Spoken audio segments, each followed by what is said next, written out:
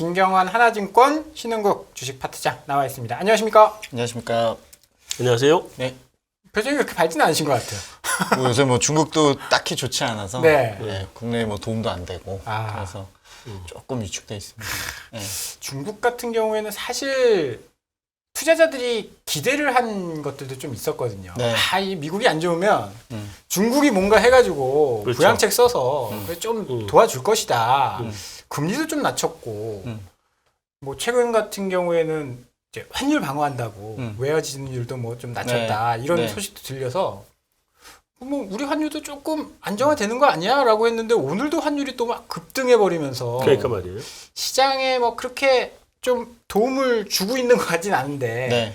전반적으로 지금 중국 시장이랑 뭐 또 우리 시장이랑 또 연계해서 어떻게 보고 계신지 뭐 개괄적인 내용 한번 좀 들어볼 수 있을까요? 일단은 뭐 환율이 잘 보여주고 있는 것 같은데 네. 위안화도 이제 오늘 밤 아마 뭐 역외 위안화 기준으로는 7위안이 지금 굉장히 아슬아슬한 네. 그런 상황이죠. 물론 7위안은 제 개인적으로는 뭐 이렇게 특별히 실질적인 의미는 없는 저항선으로 보고는 있어요. 약간 상징적인 의미가 네, 있었잖아요. 상징적으로 이제 7위안이라는 건데 뭐 사실 2020년에도 7위안을 갔었었고 네.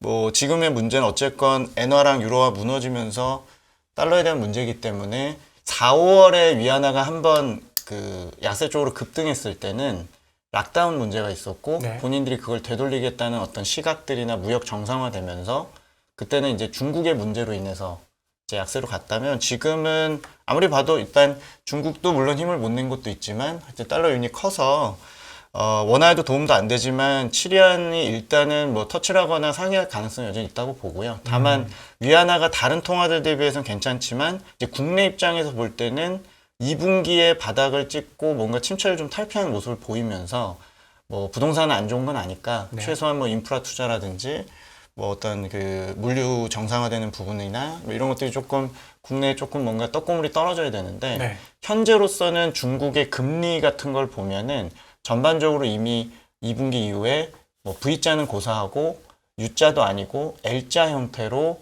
지금 시장이 자꾸 보는 것 같으니까 뭐 그런 측면에서 국내 원화라든지 이런 쪽도 특별히 지금 기댈 곳이 없는 건 사실인 것 같아요. 그래서 저희 예상은 7, 8월의 상황은 실적 시즌 지나면서 중국 증시가 좀 흔들릴 거라고는 봤는데 네. 우리나라하고 좀 연동이 많은 홍콩 증시가 특히나 안 좋거든요. 네.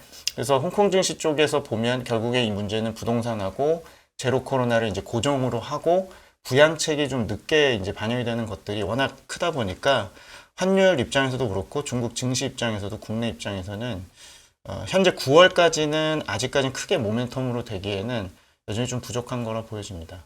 좋을 건 없는. 그러니까 방향은 잡아놨어요. 사실 뭐 저희 입장에서도 뭐 통화 정책이나 재정 정책이 거짓말이 아니라면 기본적으로 이제 뿌려진 것들이 있으나 여러 가지 이유로 작동하지 않는 문제들. 통화 정책이 보면은 단기 자금은 굉장히 금융시장에 많이 찰랑거리고 있지만 최근 한 1년 동안 보면 중장기 대출이 굉장히 급감하면서 중국의 중장기 대출이 급감하는 부분이 결국에 가계 부동산 문제나 기업들의 제로 코로나 피해나 뭐 어떤 규제, 뭐 부동산 플랫폼 규제 이런 것들 때문이라서 결국 약간의 이제 그 기존의 리스크 관리가 좀 자충수가 돼서 오히려 부양을 해야 될 때 작동이 잘 안 되는 문제들이 이제 국내 입장에서는 거의 중국이 소비도 어렵고 투자도 어렵고 수출은 자기네 수출만 좋은 상태에서 본인들 건 수입을 안 하는 그런 문제다 보니까 거의 경제 분야에서는 거의 모든 부분들이 바닥은 맞지만 올라오는 부분을 전혀 국내에 기여를 못하는 부분이 국내 시장에서 중국 관련주들이 워낙 어렵고 환율도 일단은 지금 현재 도움이 못 되는 그런 상황이라고 생각을 합니다. 지금 중국 관련주뿐만이 아니라 네. 사실 우리 경제 전체가 지금 바라볼 때는 중국밖에 없는 상황이잖아요. 뭐 일단 의존도를 낮추려고는 하고 있지만 그 현재로서 올해 들어서 특별히 더 작동이 안 하고 있죠. 현재 상황에서는. 네, 그러니까 미국은 경기를 죽이려고 꺾어 내려가야 되는 상황이니까 미국한테 기댈 수는 없을 거고 유럽은 저꼴에서 뭐 도와줄 수 있겠어요? 자기 살기 네. 바쁜데. 그러면 그렇죠. 일본은 뭐 비중이 이렇게 큰 나라 아니니까 일본 볼 것도 없고 원래 우리는 일본하고 교역이 이렇게 크지도 않고. 그럼 이제 중국은 작년 1분기 이후로 지금 계속 내려오고 있는 거 아니에요? 네.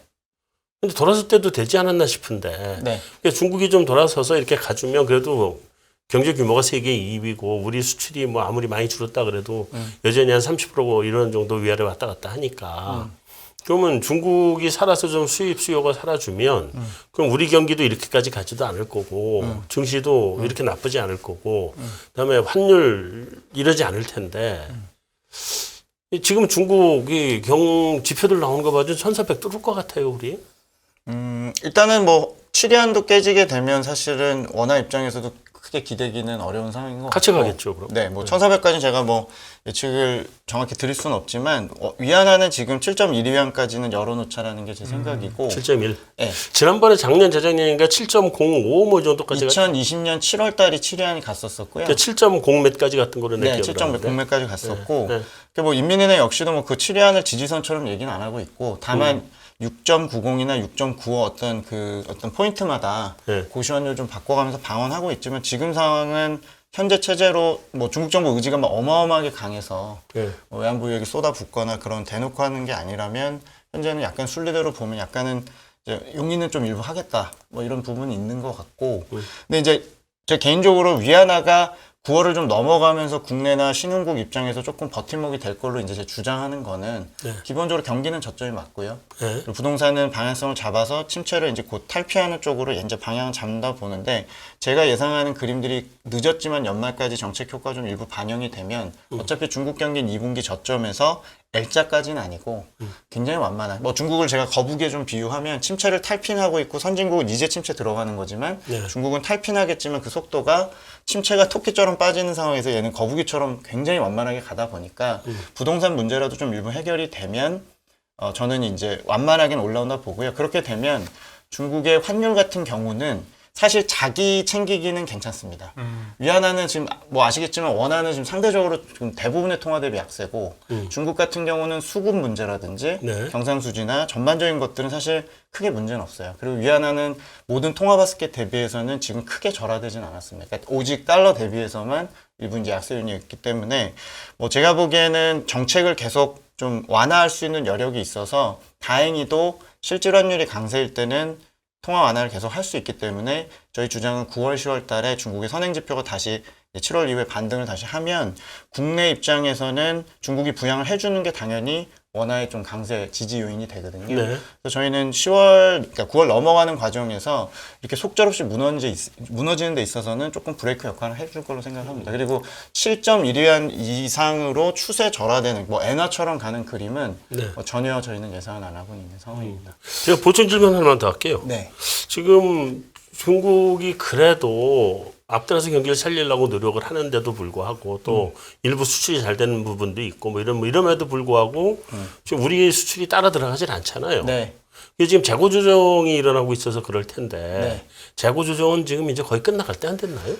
일단은 꽤 오래 했는데 재고 조정을. 중국 재고를 아마 산업별로 보는 거는 중국 에너지 중에 저밖에 없을 거예요. 사실 저는 중국 재고를 보여드리면 좀 놀라실까봐 네. 이게 재고를 보는 방법이 뭐 중국 통계국에서 발표하는 제조업별로 이제 업종별로 발표하는 재고 자산 비율도 있고 네. 재고 증가율 같은 걸 보면 작년 12월 고점으로 해서 지금 사실은 좀 빠졌어야 되는 그 재고가 상반기에 다시 엄청나게 쌓여 있습니다. 아 그래요? 네, 물론 이제 재고는 엄밀히 말해서 출하랑 같이 봐야 되죠. 네. 이게 원하는 리스타킹이었는지 좋은 네. 쪽인지 나쁜 쪽인지 봐야겠습니다만 절대적인 재고 레벨은 12월, 3월, 6월 이렇게 끊어서 보면 계속 상승합니다.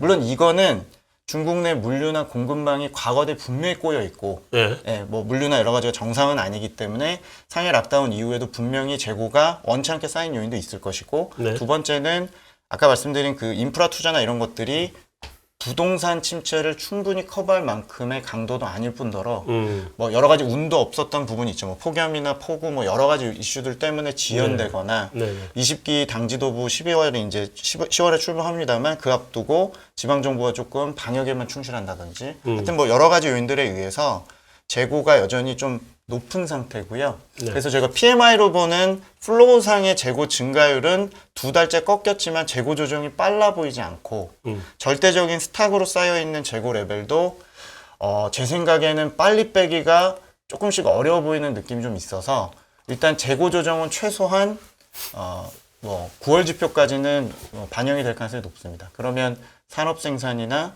국내 수입 같은 것들도 큰 폭으로 갑자기 이제 재고를 확충하겠다고 들여오기가 전 무리가 있어 보인다고 생각합니다. 사실 지난달에 저는 PMI 보면서 재고 조정 이거 빨리 진행될 것 같다고 솔직히 말씀드렸는데 네. 사실 지금 상황으로 봤을 때는 요새 물동량이나 제가 매주 체크하는 지표를 볼 때는 우리 거를 이제 사실 우리 수입뿐만이 아니고 독일, 일본 다 적자거든요. 네. 저희만 사실 적자는 아닌데 중국이 뭐 빠른 시일 안에 수입을 하기에는 앞으로 한두 달 안에는 굉장히 조금 이렇게 개선되기는 아직은 조금 제가 볼 때 지표상으로는 좀 어려 보입니다. 지금 그러면 최근 들어서 우리 수출 데이터를 봤을 때 중국의 대중적자 네. 이거 문제로 많이 삼고 있는데 네. 지금 파트장님 이야기로 정리를 해보면 중국이 아직 재고가 계속 늘어나고 있는 상황이기 때문에 대중적자가 해소되기는 좀 어려울 것이다. 네. 그러면 중국은 뭘 가지고 그러니까 어딘가 중국 중간재를 수입해 와서 네. 그걸 가공해서 어딘가 팔 거 아닙니까? 네네. 그러면 지금 판매가 안 되고 있지는 않다라는 말씀을 아까 서두에 하신 것 같은데 네. 판매는 뭐 그냥 잘 되는데 네. 재고는 계속 쌓이고 있고 네. 중국에 물건 파는 사람들은 물건 지금 못 팔고 있는 상황인데 그럼 그 재고는 어디서 조달하는 거고 우리나라 대중적자는 언제 정도 좀 해소가 될지 이런 부분들이 우리나라 기업 입장에서 굉장히 중요할 것 같거든요. 그러니까 중국 내부적으로 이제 제가 제조업 재고를 본 거니까 네. 제조업은 뭐 수출량이 있을 것이고 네. 뭐 부동산처럼 내부에 내수용이 있을 텐데 수출량이 조금 더 많다고 가정을 하면 대형 이제 제조업 기업들의 경우는 사실 오늘 나온 중국의 8월 수출은 이제 한 자릿수 하이 싱글로 나왔습니다만 사실 누적으로는 13, 14% 유지하고 있거든요. 네. 이거는 작년에 30% 증가한 거 대비해서 보면 전년비 13, 14%면 수출은 대단히 좋다는 거고요. 네. 지금 최근에 수출이 좋았던 이유는 사실 유로존이 공급망 망가지면서 요인도 좀 있거든요. 그래서 아무튼 중국 수출이 어느 정도 빼지면서 쌓인 재고를 일단은 선 재고를 그냥 소진하는 형태로 감당을 하는 것 같아요. 그러니까 물류가 꼬인 요인도 있고 그렇지만 전체적인 재고는 그런 식으로 이제 재고 조정을 하는 단계인 것 같고 그게 이제 어느 정도 좀 재고 조정이 되면 그 다음 단계 이제 수입을 하게 될 텐데 현재로서는 일단 우리나라 대중 수출의 포트폴리오 자체가 일부 특정 원자재나 이런 것들이 갑자기 저희가 국내가 중국 의존도 높아지면서 적자폭이 커진 요인도 좀 있을 것이고 기타 독일이나 이제 일본, 대만 수입이 올해 들어서 너무 비정상적으로 줄어서 이거는 사실은 좀 추세로 봐야 될지는 저도 좀 계속 고민을 하고 있습니다. 그러니까 무슨 얘기냐면 우리가 지금 여러 가지 요인들 때문에 이제 중국에서 좀 벗어나야 된다라든지 이미 좀 어려워졌다고 보시지만 내용면으로 볼 때 좀 왜곡돼 있을 수 있는 것들이 꽤 있을 수 있거든요. 그러니까 이게 지금 기본적으로 락다운 자체가 너무 반복이 되다 보니까 재고 쪽에 이제 문제도 있을 수 있고 다른 나라 국가들도 지금 보편적으로 수입이 안 되는 문제가 좀 있기 때문에 어쨌건 뭐 저희가 효자 품목이었던 전자, 기계, 전자부품 이런 류들이 수입이 많이 준 게 사실이기 때문에 일부 대체는 됐겠지만 이게 대체가 계속되는 건지 혹은 대체 비중이 어느 정도인지는 사실은 조금 아직은 분간하기 좀 어렵다고 생각합니다. 그래서 아무튼 저는 재고 조정이 일단 끝나보는 걸 좀 기다려보면 그때 가서도 저희 수입이 크게 늘지 않는다면 이건 말 그대로 이제 구조적인 문제로 보실 수 있는 거고. 구조적으로 공급망을 바꿨다 중국이. 네, 뭐 그게 완전히 원활하거나 혹은 대체하는 것들, 혹은 임가공 수출이나 이런 것들이 우리나라에 특화돼 있던 것들이 전혀 작동 안 한다라고 이제 결론 낼 수 있겠지만 현재 단계에선 비슷한 임가공을 중국을 통해서 임가공을 해서 중간재를 수출해서 거기서 이렇게 조립해서 나갔던 대부분의 수출국들이 다 고전하는 상황이다 보니까 이제 그게 어떤 식으로 흘러갈지는 올해 이제 제로 코로나 요인이나 여러 가지를 조금 감안해서 봐야 될 것 같긴 합니다. 아까 이제 여러 가지 요인으로 인해서 중국의 부양책이나 금리나 이런 것들이 뭐 우리나라나 작동을 안 하고 있다라고 이야기를 하셨는데 거기를 보면 이제 뭐 전력난이라든지 홍수라든지 네. 이제 코로나 뭐 봉쇄도 계속 하고 있고 네. 그런 부분들은 지금 어떻게 진행이 되고 있고 전망 이제 곧 10월 16일인가요? 네, 시진핑 맞습니다. 3기 집권 정확합니다. 네. 그 집행을 할 텐데 그런 것들을 계속 공급망을 조이면 시진핑 이제 3기 집권하는 거에도 약간의 뭔가 좀 노이즈가 생기지 않을까라는 생각도 있는데 네. 거기에 대해서는 어떻게 보세요?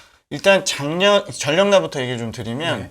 작년에 있었던 전력난은 상반기에 수요가 너무 좋았는데 석탄이나 화력발전소를 너무 괴롭히고 에너지 소비를 축소하는 과정에서 부작용이 커져서 하반기에 이제 뒤통수를 맞은 거고요. 네. 석탄 가격 폭등에 의해서 돌리고 싶어도 화력발전을 못 돌렸거나 혹은 일부 원자재나 소재 산업을 소비를 억제하면서 생긴 부작용이었고 올해는 수요가 나빠졌는데 네. 기본적으로 일부 특정 지역에만 생긴 기후 이슈라고 보시는 게 맞아요. 근데 이게 특정 지역이 뭐 지금 얘기하신 전력난의 대부분이 스촨성이나 양자강 상류 지역이었는데 사실 여기도 가뭄 문제나 항상 그 물 문제가 그 고질적인 거고 중국이 전체적으로 보면 화력 발전 한 65% 의존하고 있고 수력을 한 15% 이내로 유지하는데 수력 발전의 그 변동폭이 굉장히 크거든요. 네. 그러니까 이제 물에 대한 어떤 컨트롤이나 이런 것들이 문제가 많다 보니까 예를 들면 홍콩이 들어가 있는 광동성의 경우는 수력 발전을 바로 옆에 있는 쪽에서 의존하다 보니까 특정성은 40~50%씩 수력 발전에 의존하는 성들이 꽤 있고요. 이번에 쓰촨성 거의 멈춰선 이 지역은 90%를 수력 발전에 의존하거든요. 네. 그럴 수도 있어요. 전국적으로는 65~70%가 화력 석탄 발전이지만 네. 지역적으로 특정 지역들은 이게 문제가 있어요. 그러니까 이번에는 50년 내 가장 높은 기온을 기록한 8월 달에 네. 뭐 충칭이 45도까지 갔으니까요. 네. 그러니까 특정 지역의 가뭄 현상에 의한 거니까 뭐 이건 구조적으로 앞으로 중국 정부가 이번에도 느꼈겠죠. 아, 우리가 탈탄소를 좀 완급 조절을 하더라도 특정 지역은 이렇게 또 문제가 생길 수 있구나라는 걸 느낄 수는 있는데 작년하고의 성격 자체는 좀 달라 보입니다. 즉 이번에 이제 가뭄 문제 해소가 되고 있기 때문에 연말로 갈수록 작년 하반기처럼 뭐 의도치 않게 전력이 꺼지거나 아예 쓰고 싶은 전력 자체를 못 쓰는 문제는 아닌 것 같고 올해는 이제 공급 문제가 아니라 이제 수요 문제로 가고 있는 거죠. 그래서 공급 조금 문제는 예, 성격 자체가 다르다는 얘기를 제가 먼저 드리고 싶고 그래서 빨리 해소는 되는데 해소되더라도 돌리고 싶은 과연 가동률을 수요 차원에서 돌릴 수 있느냐에 대한 부분이 오히려 다른 성격의 문제가 돼 있는 게 올해의 상황입니다. 왜냐하면 지금 석탄이나 화력발전소 저희 재고 같은 걸 보면 석탄은 많이 쌓여 있거든요. 네. 네. 떼고 싶으면 뗄 수 있는데 작년은 떼고 싶어도 석탄 가격이 지금보다 3배였기 때문에 문제가 있었던 거고 그리고 제가 이제 중국을 좀 긍정적으로 보는 경향은 있지만 연말까지 중국이 수출도 괜찮고 전반적으로 좀 유리하다고 봤던 거는 호주 석탄 가격하고 지금 중국 내부 연료탄 가격이 차이가 거의 3분의 1 그렇죠. 가격이거든요. 중국이 싸다. 네, 싸다는 거죠. 중국이 계속 파내고 있는 거죠. 네네, 파내고 증산해놓고 준비하고 있는 거예요. 그러니까 지금 유로존하고는 다르게 가겠다는 거죠. 그러니까 자기네들은 어차피 화력 발전을 좀 떼버리면 이런 자충수를 안 두면 충분히 우리가 공급망 오히려 가져갈 수 있고 실제로 지금 독일 수출이 굉장히 어려운데 본인들이 경합도가 생각보다 높은 품목이 중국 수출에 많다 보니까 반사익을 최근 3달 동안 봤었어요, 실제로. 그렇죠. 네, 글로벌 시장에서 MS가 올라가고. 그런 업종들이 대체적으로 어떤 업종? 그러니까 저희가 지금 득은 못 보고 있지만 중국의 기계라든지 네. 산업재 쪽이나 중국의 전자제품이나 전자부품 물론 이제 하이엔드는 독일이지만 네. 기본적으로 전반적인 그 글로벌 MS가 독일이 확 떨어지면서 본인들이 올라가서 이제 덕을 봤기 때문에 연말까지 유로존이 만약에 산업 생산이나 전반적인 게 좀 꼬이면 본인들은 낮은 전력 가격을 가지고 메리트를 가져가겠다는 생각 구도를 그리고는 있거든요. 그러니까 사실 올해 중국 쪽은 화력 발전은 그러니까 발전에 대해서는 특별히 걱정하실 필요는 없을 것 같아요. 이제 네. 8월은 정말 특수한 상황이었던 얘기를 좀 드리고 싶은 거고요. 네. 다만 이제 중국만의 특유의 문제, 이 제로 코로나는 네. 사실 저희도 뭐 쉽게 예상을 드릴 수는 없고 제가 항상 말씀드리는 건 10월 16일에 이제 다행히도 좀 이른 시일에 보통 한 2, 3주 저도 늦게 하는데 네. 빨리 이제 결정을 하고 11월에 뭐 G20도 있고 하니까 내부 정치 스케줄 끝낸 것 같아요. 이번에 인사도 되게 빨라 보입니다. 근데 일단 제로 코로나를 포기하는 거가 당대회나 신정부 출범이랑은 관련이 없다는 게 이제 저희 생각이고 아쉽게도 계속 간다. 아니 이제 계속 간다는 말씀 제가 못 드리겠고 네. 기본적으로 이게 이제 중국 내에서 최근에 좀 보도되는 것 중에 하나는 치사율이나 치명률이 많이 낮아졌다는 거, 변이 바이러스 자체가 그렇죠. 위험도 네. 낮아졌다는 걸 조금 선전하기 시작했다는 거. 아, 그런 지난달부터 백신에 대한 얘기를 올해 들어 최초로 방역만 거의 7개월째 하다가 그 코로나 관련된 백신 얘기를 조금 하고 있다는 거는 뭐 조금이나마 긍정적인 신호고 네. 저 개인적으로는 연말쯤에는 로드맵 정도 제시가 현재로선 제가 볼 때는 최대 기대치입니다. 아무래도 이 코로나 관련돼서는 워낙에 우리가 기대를 많이 했다가 지금 이미 뭐 기대치는 거의 없으신 것 뒤통수를 같아요. 계속 맞았어요. 그렇죠. 10월 기대는 16일 거의 뭐 없으신 것 같아요. 3기 집권한다고 해서 이거 풀어줄까? 막 이런 생각도 사실 들기도 하고요. 네. 아까 제가 하다가 이제 질문을 좀 하고 싶었던 것들이 있었는데 환율 이야기, 7위안 이야기를 하셨는데 이게 전 세계적으로 금리를 엄청 올리고 있는 상황이고 네. 그런데 반대로 중국은 금리를 내리고 있는 상황이고 네, 네. 그리고 중국 같은 경우에는 변동 환율제가 아니지 않습니까? 네. 그렇게 되면 미국이 막 뭐 기준금리를 2.5, 3까지 올리고 하는데 조만간 기준금리도 역전될 가능성이 있는 상황인데 네, 네, 네. 그런 상황에서 환율이 굉장히 좀 이제 위험해질 수 있지 않느냐. 전 이런 걱정이 좀 들거든요. 네, 네. 거기에 대해서는 어떻게?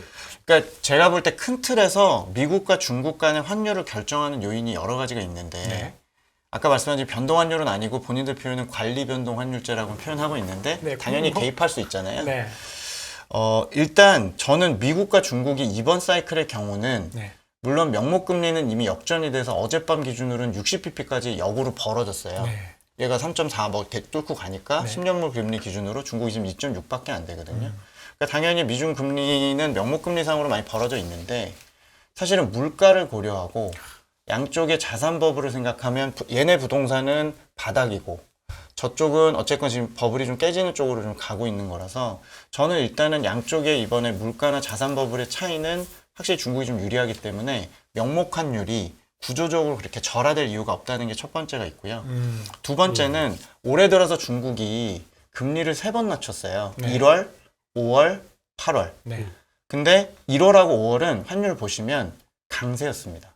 음. 중국이 낮췄을 때도 강세였습니다. 그때 뭐였냐면 지금 낮추는 금리가 시장이 장단기 금리차가 오히려 확대되면서 그 경기에 대한 기대가 높았던 경기가 좋아질 거고요. 것이다. 네. 네. 근데 이번 8월의 금리는 부동산 때문에 한 건데 네. LPR 5년물 금리, 장기 금리랬죠. 근데 요새 중국 장기 금리 보시면 깜짝 놀라실 거예요. 마치 국정지지라고 제가 평가하고 있는데 이게 어마어마하게 돈들을 안 가져가니까 네. 이렇게 내려가 있고 장단기 금리가 누워버렸습니다. 근데 이번에 장단기가 누우면서 오히려 약세로 가는 거죠. 즉 중국에게 지금 중요한 거는 사실은 더 과감한 부양책.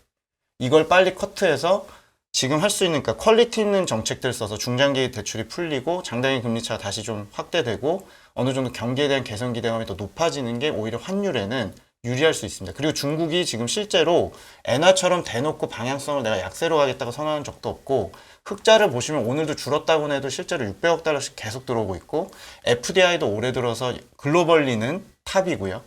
그리고 포트폴리오성 투자도 주식은 계속 순매수입니다. 근데 이제 채권만 최근 5개월 동안 많이 빠졌었던 거고요. 그러니까 종합을 해보면 중국은 지금 수급이나 이런 거는 크게 불리하지 않은데 말씀하신 대로 애매한 부양책을 통해서 부동산 문제가 해결이 빨리빨리 안 나는 상황에서 장단기 금리 차가 플래트닝이 난 상태, 그러니까 더 누워버린 상태에서 금리 인하를 이렇게 부랴부랴 하다 보니까 오히려 환에 대한 그 확신이 더 약해지는 거죠. 그래서 정리를 해보면 저는 추세적으로 약세가 아닐 걸로 보는 거는 기본적으로 미국 물가가 저는 높은 이상 그 상대적으로 중국 환율이 가치가 달러 대비 그렇게 심각하게 떨어질 이유가 없고 실제로 제 주장이 맞다고 보는 것 중에 중국이 만든 그 CFETS 통화바스켓 환율 지수라고 전체 무역 대상국 대비해서 원화도 거기 포함되어 있는데요. 네. 달러 지수처럼 본인들이 네. 지수 만든 게 있는데 달러 인덱스처럼. 네네네. 네. 그거는 실제로는 올해 8월 들어서도 한 1% 정도만 절하됐어요. 다른 통화 대비. 지금 원유한 환율도 200원 지금 깨지려고 그러잖아요. 그러니까 사실 저는 위안화가 아직까지는 그렇게 경쟁력이 없다고 보지는 않고요. 이제 두 가지가 필요하죠. 하나는 달러가 좀 멈춰주는 게 중요하고 그건 뭐 모든 통화에게 비슷한 거고 중국이 지금 현재 부양책을 좀 더 주마가 편에서 더 몰아쳐야 사실은 혹은 제로 코로나를 포기하면 쉽게 풀릴 문제로 생각을 합니다. 그리고 실제 자본 유출 징후는 뚜렷하지 않다. 그래서 저는 뭐 위안화 당연히 걱정 요인이 되지만 위안화는 사실 원화에 비해서나 이런 거에 걱정할 요인이 아닌 것 같고 단지 자기 앞가림은 하는데 우리한테까지 낙수 효과가 없다는 거를 저는 이제 주목을 하고 있는 상태죠. 근데 그럼 중국은 네. 그래도 그 3년임 이렇게 축포를 터트려야 되잖아요. 참 그래주면 좋을 것 같아요. 네. 그래서 축포를 터트리려면 네. 뭐라 그래야 돼? 그러니까 경기가 그러니까 제로 코로나 방역 굉장히 중요하죠. 이게 네. 나 해냈다 이거 하려고 계속 하는 거니까. 근데 경기도 좀 웬만큼은 갖춰야 될 거 아니에요. 네, 그렇죠. 물론입니다. 근데 지금 같은 경기 상황에 지금 같은 부동산 시장에 그 모르겠어요. 부동산 빈부격차를 공동부유의 세상으로 바꿔놨다고 주장할지 모르겠는데 그 지금 잘못하면 무너지기 일보 직전까지 간 상황이면 이제 결국은 다 먹고 살자는 게 세상인데 죽지 말자는 건데 그럼 코로나로 죽지 말아야 되고 네. 근데 그럼 굶어 죽을 거냐. 네. 왜 이렇게 그냥 이렇게 뜨뜻미지근하게 대책들을 쓰고 있는지 모르겠어요. 일단은 그 제가 볼 때 산업정책에서 저는 좀 답을 찾고 싶은 게 네. 그 요새 보면 중국 주도 산업은 제조업이거든요. 그러니까 중국 본토 증시가 상해 심천이 사실 저는 걱정을 특별히 안 하는 게 네. 홍콩 대비해서는 제조업이 많고 제조업이 주도 산업으로 정보 밀고 있기 때문에 지금 아시는 뭐 전기차, 배터리, 소부장, 뭐 오늘은 중국 반도체도 애국 러쉬를 좀 했죠 오늘. 하대? 네, 워낙 견제하니까 본인들이 이제 어제 한마디 좀 했거든요 시진핑이. 그래서 아무튼 제조업이 많은 본토는 큰 걱정 없이 제조업은 내년에도 아마 대출 풀린 걸 봤을 때는 상당히 밀어주고 있기 때문에 걱정이 없는데 이제 고용 측면에서 보면 제조업이 고용에서 한 30~40%밖에 안 돼요. 과거 10년 전 대비해서 노동지각형 많이 낮아지면서 그렇죠. 이렇게 폭스콘이나 이런 회사들이 옛날 같지 않기 때문에 그러면 지금 서비스업이 70%를 담당하고 있거든요. 네. 여기서 이제 산업정책이 좀 문제가 있다고 보는 게 너무 일단 기본적으로 부동산 포함한 플랫폼 경제 서비스업 전반적으로 그 약간의 너무 희생을 강요하는 거죠. 네. 그러니까 이 산업정책 약간 이상적이라고 보는 게 제조업 가지고 가서 독일처럼 되고 싶고 지금같이 공급망 경제받고 에너지 위기 속에서 제조업을 여러 가지로 이제 키워보겠다는 거는 이해를 하는데 나머지 정책이 너무 그 가만히 냅두는 정도 수준이 아니고 부동산은 거의 5년 가까이 디레버리징을 했고 그렇죠. 플랫폼 경제는 2년 가까이 해서 그들이 지금 고용을 끝까지 지금 감원을 하는 중이거든요. 아직도 네, 알리바바 텐센터. 그러니까 말 그대로 좀 고용에 대한 부분들이 결국에는 너무 이상적인 산업 정책이나 방향성은 좋은데 기본적으로 나머지 산업에 대한 어떤 대책이나 이런 것들이 조금 이상적으로 좀 규제 위주로 했다라는 게 지금 제일 큰 문제로 보여지고요. 성장에 대해서는 레인지를 지금 톤다운 했는데 어느 정도인지 밝히고 있지는 않지만 당연히 리커창이 얘기한 5.5%는 지금 사실상 어렵잖아요. 네. 상반기에 2.7이니까. 네. 그러면 하반기 최소한 뭐 저희 생각에는 4% 이상은 만들어줘야 네. 가능한 건데 저는 2030년까지 중국 정부가 매년 한 4.4% 정도를 기준선으로 보고 있다고 생각하거든요. 그래서 최소한 4% 이상을 만들려고 해야 되는데 지금 문제는 아까 말씀드린 산업정책하고 좀 비슷한데 너무 양극화된 정책을 쓰다 보니까 최근에 중국에 풀린 모든 돈들이 적지 않음에도 불구하고 관망하는 움직임들이 민간 기업들, 민간 가게 쪽 이런 쪽이 센티멘트가 무너진 게 좀 큰 것 같습니다. 그래서 제가 뭐 이렇게 말씀드리면 이제 정말 나쁜 건데 이렇게 보실 수 있는데 그런 모든 것들이 반영된 게 홍콩 증시라고 저는 주장하고 있죠. 제일 불쌍한 거죠. 그러니까 사실 제가 홍콩 증시를 보고 있으면 그림자를 보고 있는 것 같고 네. 네. 네, 본토를 보면 상대적으로는 조금 그래도 양지를 보고 있는 것 같은데 중국 정부가 아마 이번 기 지도부에서 여러 가지 좀 힌트를 주고 있는데 바로 어젯밤에 이제 이쪽 뭐 심화 영도 무슨 개혁위원회 무슨 이런 회의 같은 게 있는데 시진핑 주석 나와서 훈수하는 데거든요. 두 가지 얘기했습니다. 하나는 자원 절약하자. 또 하나는 오늘 반도체가 강세인 원인 중에 하나인데 그 기술 자립 관련된 돌파구를 마련해야 된다. 한마디로 지금 미국 쪽의 움직임이 심상치 않잖아요. 네. 엔비디아 포함해서 뭐 여러 가지 있습니다만. 그래서 오늘은 이제 반도체 국산화 기업들이 엄청나게 장비 업체니 뭐 이렇게 주가가 올랐는데 지금까지 나온 계획도 여전히 주도주는 제조업처럼 보여져요. 당연히 부동산 아닐 것이고 제가 이제 걱정하는 건 다음 기 지도부 때 축포를 터트린다는 개념이라면 저는 산업 규제 풀면은 쉽게 된다고 생각하는데 부동산이나 이런 쪽. 네, 부동산은 뭐 심하게 버블까지는 아니더라도 네. 부동산에 대한 부분은 내년까지 디레버리징을 중단하는 정도는 답이 나와 있는데 지금까지 봤을 때 이제 우리가 생각하는 일반적인 서비스업이나 뭐 플랫폼 경제 이런 것들 네. 네. 과연 어떤 스탠스일 거냐에 대해서면 지금까지 관성으로 본다면 여전히 조금 회의적인 시각들이 여전히 많은 것 같아요. 그래서 분명히 너무 그 당에 대한 통제력을 믿고 그런 부분에서 조금 과도한 정책이 아직까진 개인들 그 전반적으로 조금 신뢰를 조금 잃고 있는 게 아닌가라는 생각은 좀 갖고 있습니다. 뭐 부동산 이야기도 많이 나왔는데 지금 사실 중국의 위기 상황이다라고 보는 것 중에 하나가 이제 부동산 네. 이야기를 많이 하거든요. 이번에 네. 8월달에 금리도 부동산 관련돼서 네, 맞습니다. 뭐 금리를 네, 좀 맞습니다. 내려줬고 네. 지금 거기 관련해서 뭐 정책을 풀어주면 다시 뭐 살아날 수 있다라고 이야기하셨는데 뭐 그런 근거가 있으신지 지금 부동산 정책이라든지 경기는 어떻게 되는지 뭐 자료도 많이 좀 준비를 하셨는데 네네네. 일단 거기에 대해서 한번 좀 설명을 해주시죠. 네, 뭐 그림은 제가 좀 띄어둔 걸 보면서 말씀을 드릴게요. 지금 네. 뭐 부동산 데이터가 워낙 처참하기 때문에 네. 보시는 게 이제 GDP 성장률 기여도에서 부동산하고 건축업 성장 기여도인데 초록색 선이 이제 마이너스까지 떨어졌습니다. 그러니까 5% 성장했을 때 뭐 0. 몇 %포인트 한다는 그 기여도인데 네. 네. 기본적으로 지금 마이너스가 나온 게 부동산이 역사가 한 25년 되니까 네. 역사적으로 처음이죠. 그래서 마이너스까지 왔고 보시면 중장기 대출 제가 그려놨거든요. 중국은 아시겠지만 관치금융이기 때문에 기본적으로 중국 정부가 계도한 방향이 있고 규제 산업이면 당연히 줄기 마련인데 2016년 1분기부터 시진핑 주석이 마음을 많이 바꿨죠. 말 그대로 지방정부와 디벨로퍼, 헝다 같은 애들 생각하시면 되는데 이쪽에 커넥션을 끊으면서 디레버리징 해보겠다라는 의지가 강하다는 겁니다. 네. 제가 이제 말씀드리고 싶은 포인트는 부동산 얘기는 제가 내년에도 와서 드릴 것 같고 네. 내후년에도 와서 드릴 것 같은데 우린 주식을 하는 거니까 네. 일단 기본적으로 이게 시스템 리스크로 갈 만큼 중국 정부가 통제할 수 있냐 없냐에 대한 생각 하나. 두 번째는 그걸 통제할 수 있더라도 시장이 있기 때문에 시장이 지금 굉장히 어려워진 상태니까 이거에 대해서 가격이 프라이싱 됐느냐에 대한 부분을 말씀드리고 싶은데요. 일단 저는 지금 보시는 그림에도 좀 나와주지만 기본적으로 중국 정부가 코너로 몰았다는 주장을 하고 있고 항상 중국 정부 정책이 그렇지만 코너로 몰고 본인들이 몰고 간 다음에 그게 이제 오버해서 시장이 반응이 오면 뒤늦게 들어와서 이제 마무리를 짓거나 막아주는 역할을 하게 되는데 이번에도 굉장히 좀 어떻게 보면 좀 늦은 감이 있었거든요. 네. 근데 저는 좀 원했던 규제라고 생각하고 있고 그러니까 본인들의 실물 경제나 금융시장에서 부동산을 좀 떼내려고 하는 그 시도 자체가 좀 이제 과해진 거죠. 그래서 지난 5년 동안 이렇게 끌고 왔다는 얘기를 제가 좀 드리고 싶고 부양할 수 있는 카드 중에 사실은 핵심은 지금처럼 금리 인하도 있지만 행정적인 규제 완화할 게 되게 많아요. 근데 하나도 안 풀고 있습니다, 사실. 살릴 생각은 있는데 살릴 생각이 있지만 금리 살짝 내려주고 나머지 규제는 실수요 위주로 가겠다. 그러니까 이게 뭐 부동산 시장을 살리느냐 안 살리느냐의 문제가 아니라 네네네.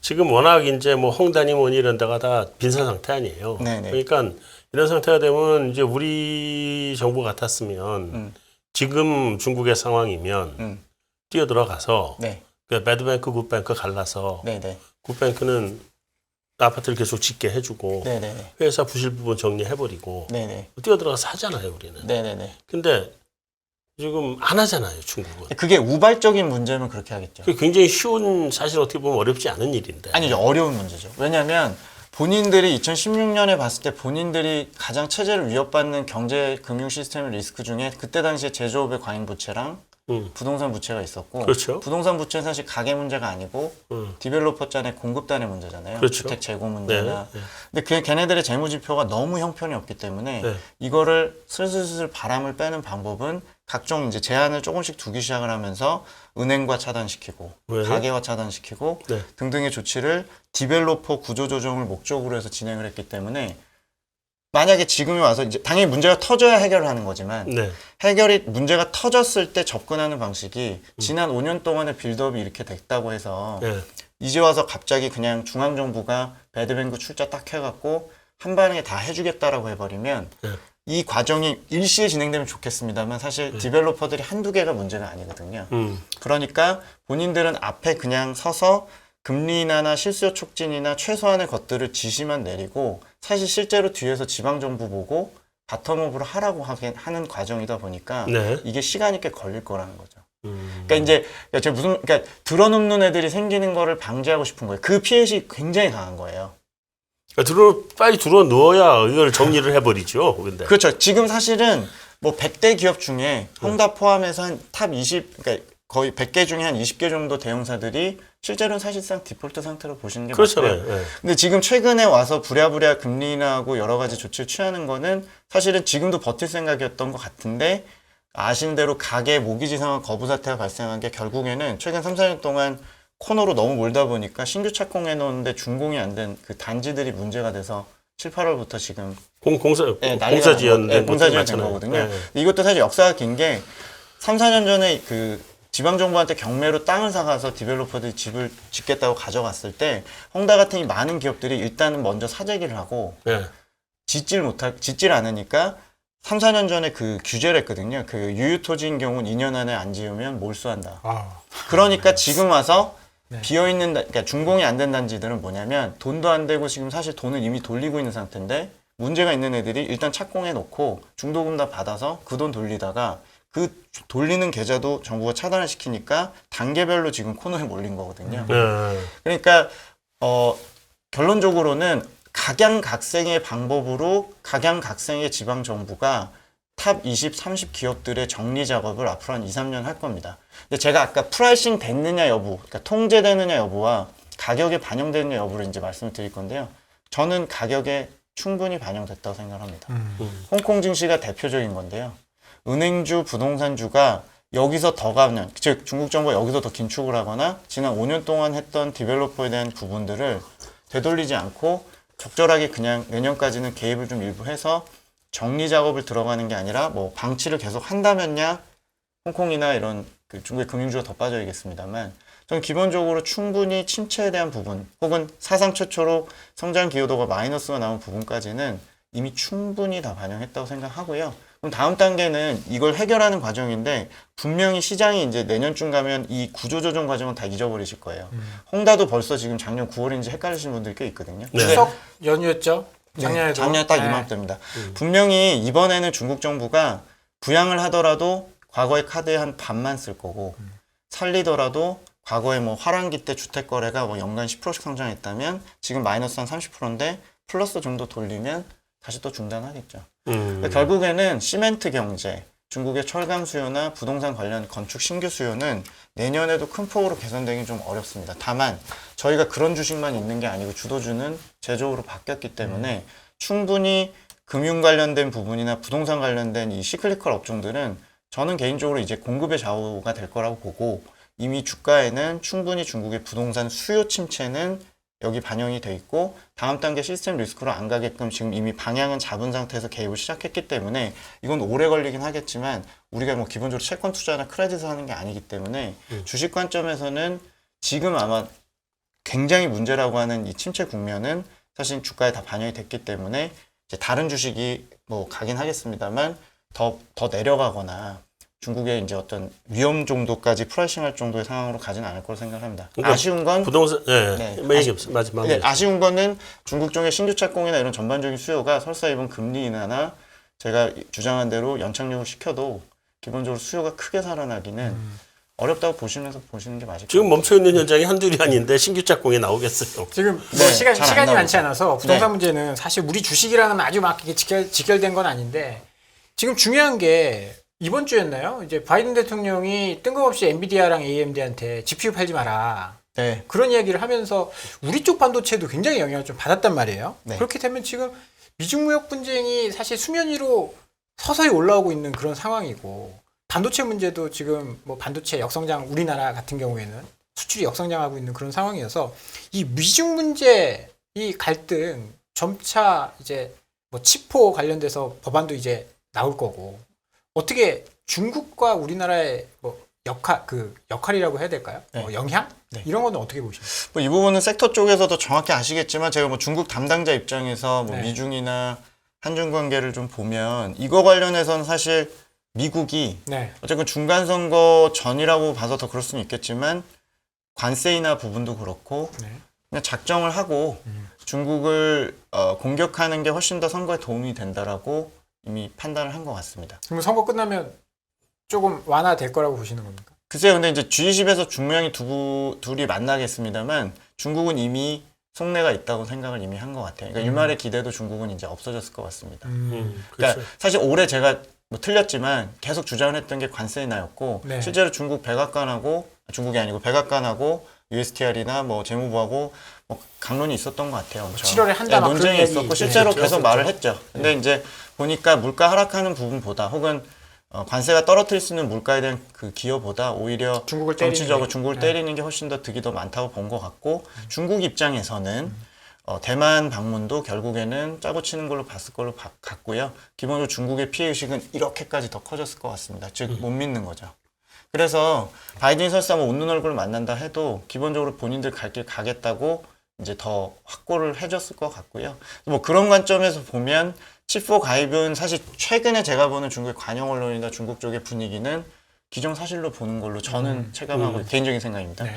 그렇기 때문에 중국 입장에서 뭐 꼭 보복이나 이런 걸 떠나서 뭐 차후에 어떤 본인들의 존재감을 과시하는 영역은 분명히 어느 쪽에서 찾겠지만 현 시점에서 반도체 부분에 대해서는 본인들이 조금 수세에 몰려 있기 때문에 특별히 그 본인들 갈 길 바쁜 게 더 지금 상황인 거지 우리 쪽에 뭔가 민감하게 구울 것 같은 식의 선전은 안 하고 있습니다. 근데 꼭 반도체가 아니더라도 다른 쪽으로 네. 우회해서 계속 그랬지 않습니까? 과거부터. 올 수 있는 게 네네네. 있겠죠. 네. 뭔가. 그래서 뭐 저희 국내 입장에서는 뭐 인바운드 아웃바운드 민간교류 더 이룰 것도 없고, 기본적으로 제가 얘기 드리는 건 항상 이제 뭐 지금 현재로서는 중국이 대형 국유화하고 이런 것들이 대부분 에너지 소재, 광물 이런 것들이니까 네. 저희가 최근에 하필 또 의존도 높아진 네. 소재 부분이나 원재료 부분에 대해서는 조금 항상 그 경계감을. 스타일대로 본인들의 존재감을 더 나타내려고 한 영역이 뭐 배터리나 이런 쪽에 있을 수는 있다고 생각하는데 최근에 제가 한두 달 본 중국 쪽에서 보는 칩4에 대한 가입 부분이나 역학관계에 대해서는 약간의 이제 어느 정도 인정하고 있는 분위기 같다라는 얘기. 그리고 미중 관계 관련해서는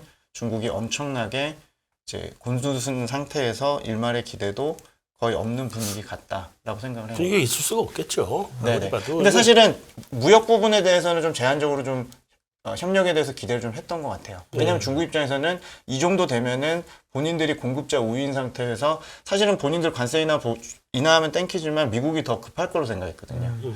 그러니까 뭐 누이 좋고 매부 좋고로 생각했고 저 개인적으로도 사실 관세 자체는 백해 무의라고 생각을 했거든요. 양쪽 다. 근데 뭐 결국에는 물가가 어느 정도는 이제 꺾이다 보니까 선택을 좀 정치적으로 좀 한 것 같고요. 그쪽으로 가다 보면 결국에는 양국의 어떤 이런 격화되는 부분은 결국엔 저희가 이제 계속 비용으로 치르는 거니까 예, 국내 입장에선 전혀 좋을 건 없다고 생각을 합니다. 계속.